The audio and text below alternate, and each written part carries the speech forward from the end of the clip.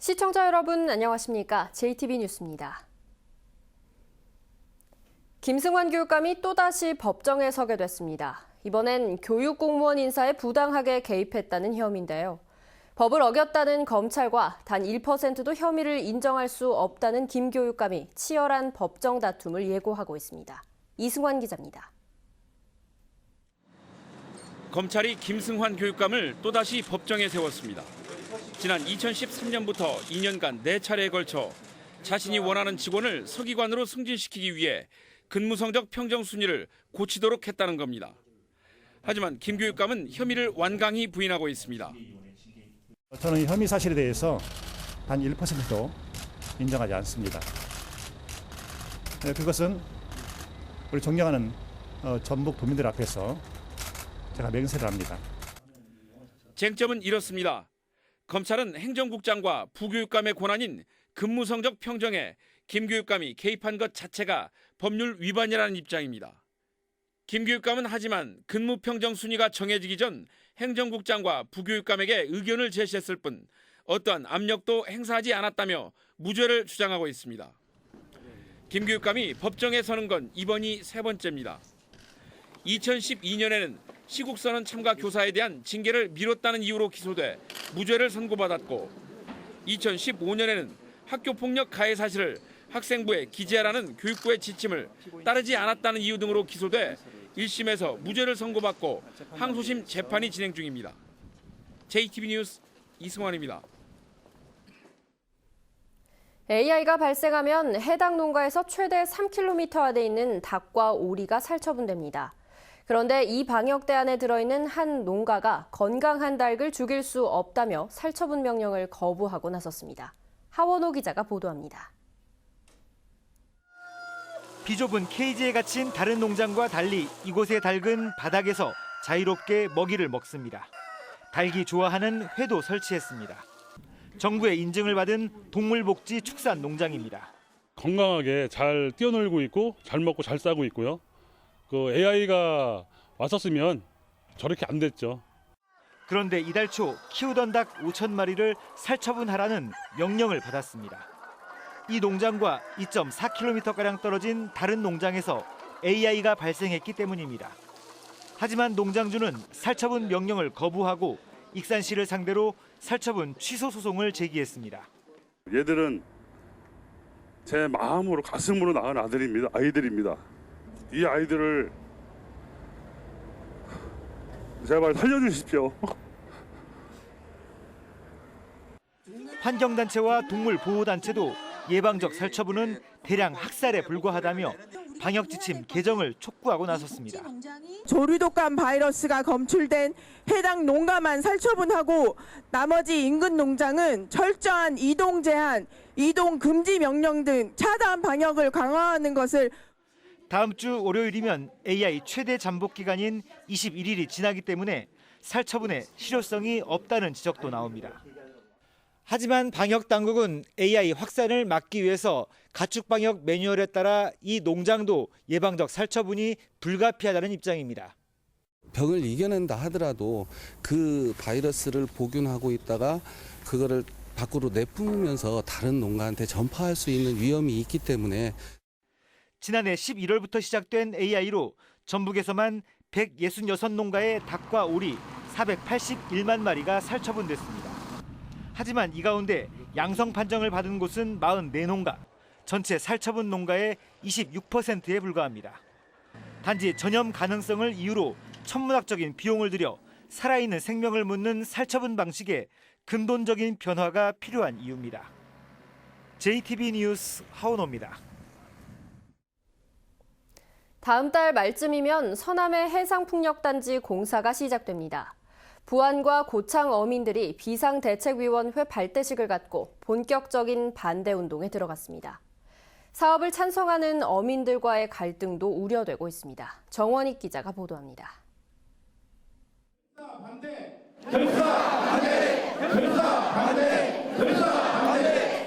서남의 해상풍력단지 건설을 반대하는 어민들이 한자리에 모였습니다. 이들은 비상대책위원회 발대식을 갖고 정부가 사업을 일방적으로 밀어붙이고 있다며 비난했습니다.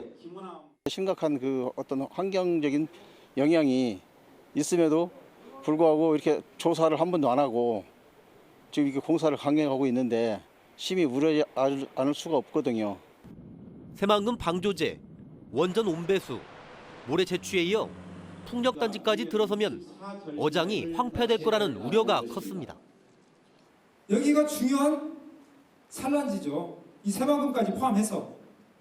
그런데 여기를 방제조, 막조, 각종 개발한다고 해서 해안 정비 다 해버리죠. 이러고 있으니 이 바다가 황폐화될 수밖에 없습니다. 정부와 전라북도는 해상 풍력단지가 지역 발전에 큰 기회가 될 것으로 보고 있습니다. 우려와 달리 피해도 크지 않다며 어업 피해 조사가 끝나면 보상 절차를 진행할 예정입니다. 사업에 찬성하는 어민들 역시 일자리 창출에 큰 기대를 갖고 있습니다. 젊은 사람들 일자리, 애기들 애야 하면은 젊은 때 나갔던 사람들 돌아오게끔 그만한 일자리들이 엄청나게 생겨납니다. 국내 최대 규모의 서남해 해상 풍력단지 조성 사업. 착공일이 다가올수록 반대와 찬성의 목소리가 높아지면서 주민들 간의 갈등도 커질 것으로 우려되고 있습니다. JTB 뉴스 정원익입니다. 더불어민주당의 대선 후보를 뽑는 경선의 현장 투표 결과가 유출됐습니다.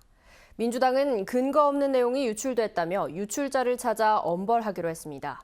하지만 공단의 경선 관리가 허술했다는 비판이 커지고 있습니다. 김철 기자입니다.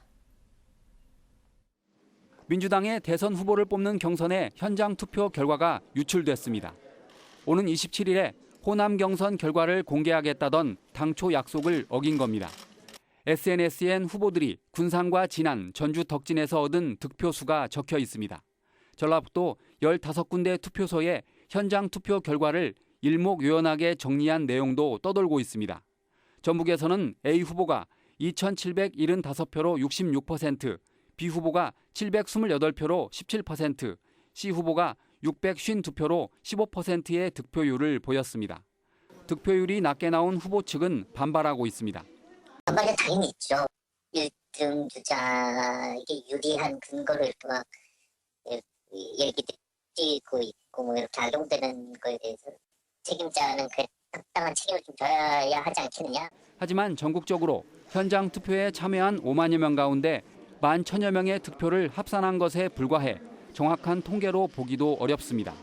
캠프 관계자들이 현장 투표 개표에 참여해 처음부터 유출될 수밖에 없는 허술한 구조였습니다. 차라리 미리 공개를 한다고 현장 투표에 대해서는 오픈을 했든지 아니면은 각 후보의 참관인들을 참관을 못하게 했든지 뭐 그런 대비책이 필요했었는데 거기에 대한 미흡한 결과라고 생각합니다. 더민주는 유출된 투표 결과가 이번 주말 ARS 전화투표에 영향을 끼칠 수 있다며 선거방해 같은 범죄 혐의가 드러나면 형사 고발하겠다고 밝혔습니다. 그러나 의원수 121명의 제1당 경선 절차에 큰 구멍이 뚫렸다는 비판을 피하기 힘들게 됐습니다. JTB 뉴스 김철우입니다. 전주시 쓰레기 수거 대란을 풀기 위한 전주시의회와 쓰레기 처리 시설 주변 주민 간 협의가 진통을 겪고 있습니다. 부적절한 쓰레기를 싣고 들어오는 차량에 대한 제재 권한을 누가 갖느냐가 쟁점입니다. 권대성 기자입니다. 전주권 쓰레기 소각장입니다. 소각장 주변 주민인 감시원들은 전주시와의 협약에 따라 반입 쓰레기를 하나하나 전수 검사할 수 있습니다. 소각장 주변 환경과 주민 건강권을 보장한다는 취지입니다. 소각해서는 안 될 쓰레기를 들여오는 차량은 회차와 반입 금지 같은 제재 권한도 갖고 있습니다. 전주시의회와 주민들은 전수검사를 표본검사로 바꾸는 협약 개정에 대해서는 큰 이견이 없습니다. 쟁점은 부적절한 쓰레기 반입 차량에 대한 제재 권한을 누가 갖느냐는 겁니다. 시의회는 쓰레기 수거 대란을 막으려면 전주시만 갖도록 협약을 바꿔야 한다고 요구합니다. 주민들이 이를 수용해야 주민지원금을 현금으로 나눠 쓰는 걸 다시 허용하겠다고 압박하고 있습니다. 이에 대해 주민들은 전주시가 제재 권한을 갖더라도 일주일 안에 제재하지 않으면 지금처럼 자신들이 제재하는 예외를 인정해달라고 맞서고 있습니다. 양측의 줄다리기 속에 거리에는 처리되지 못한 쓰레기가 넘쳐나고 있습니다. 하루 평균 170톤이 배출되는 가운데 70톤가량이 매일매일 쌓이고 있습니다. 수거 대란이 이번 주를 넘기면 임시 야적장은 물론 민간 소각장 활용을 피하기 어려워 보입니다. JTB 뉴스 권대성입니다. 삼성의 새만금 투자 포기 이유를 따지는 전북도의회 조사특별위원회에 증인이 불출석해 참고인 조사만 이루어졌습니다. 특위는 김광휘 당시 환경녹지국장을 상대로 MOU 체결 배경과 진행 상황을 조사할 예정이었지만 김 국장이 개인 일정을 이유로 불출석해 진홍 정무부지사 등 현 도청 공무원들만 참고인으로 조사했습니다. 특위는 김광휘 국장 증인 조사가 마무리되면 이어 김완주 전 지사와 당시 행정부지사였던 정헌율 익산시장의 추가 증인 채택 날짜를 정하기로 했습니다. 그러나 특위의 첫 증인부터 출석하지 않아 김완주 전 지사와 정헌율 익산시장의 출석 가능성도 높지 않는 등 특위 조사의 한계를 드러내고 있습니다. 고창과 부안, 순창의 시내버스가 단일 요금제 대신 거리 요금제를 채택해 군민들의 요금 부담이 커지고 있습니다. 전북도의회 장명식 의원은 전주와 완주, 정읍, 김제 등의 경우 단일 요금제를 채택해 시내버스 요금이 1,400원에서 많게는 2,000원에 그친다고 밝혔습니다. 하지만 고창과 부안, 순창은 아직도 거리 요금제여서 시내버스 편도 요금이 5,000원, 왕복 요금은 10,000원에 가깝다고 말했습니다. 장명식 의원은 남원시도 오는 6월부터 단일 요금제로 바꿔 버스 요금을 2,000원으로 제한할 계획이라며 고창군과 부안군, 순창군도 서둘러 단일 요금제로 변경해 주민 부담을 줄이라고 촉구했습니다. 전북은 오늘 흐린 날씨를 보이고 있습니다. 낮 최고 기온은 전주 14도 등 12도에서 14도의 분포로 어제와 비슷하겠습니다. 미세먼지 농도는 나쁨 수준을 보이겠습니다. 바다의 물결은 서해 전 해상에서 0.5에서 1m로 잔잔하겠습니다.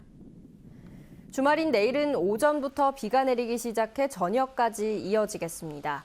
예상 강수량은 5에서 10mm로 일부 내륙에는 돌풍이 불고 천둥 번개가 치는 곳도 있겠습니다. 전주기상지청은 휴일인 모레도 흐린 날씨가 이어지다가 다음 주 월요일에도 비가 내릴 것으로 내다봤습니다. 살았네? 누런 셔츠도? 야, 살아났네? 희미해진 색깔옷도? 오빠, 살았네! 애기 옷도 걱정 없이 살리고 이 옷도 저 옷도 살리고 우와, 살리고 산소방울로 삶아빤 듯 깨끗하게 빨래를 살려주는 유한잔의 표백력 산속의 표백제 유한잔 믿고 사용하세요. 유해진도 이젠 유한젠 액체형도 있습니다. 한 겹만 입었을 뿐인데 완벽해. 수분을 입었으니까. 수분의 힘으로 얇고 촉촉한 한 겹 밀착. 클리오 누디즘 워터그립 쿠션. 피부가 확 살았어. 클리오. JTB 뉴스를 마칩니다. 시청해주신 여러분 고맙습니다.